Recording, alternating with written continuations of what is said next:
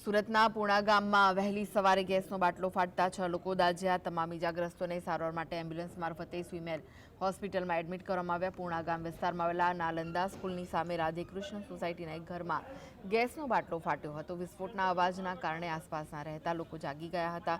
સ્થાનિક લોકોએ ઘરમાં આગ જોતા ફાયર વિભાગની ટીમને જાણ કરી ઘટના સ્થળે પહોંચી ફાયર વિભાગની ટીમે આગ પર કાબૂ મેળવ્યો હતો।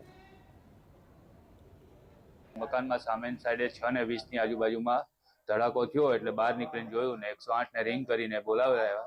6 માણસને ઈજા થઈ ગયેલી છે। આ માણસ શું તમે સંભળાવવામાં આવે? બસ ખાલી બ્લાસ્ટ આપણે જેમ થાય એમ ધડાકો થયો, એક અવાજ આવ્યો ને નીચે રોડમાં બે ત્રણ લાકડાના બારીના લાકડા ને એવું આવ્યું હતું।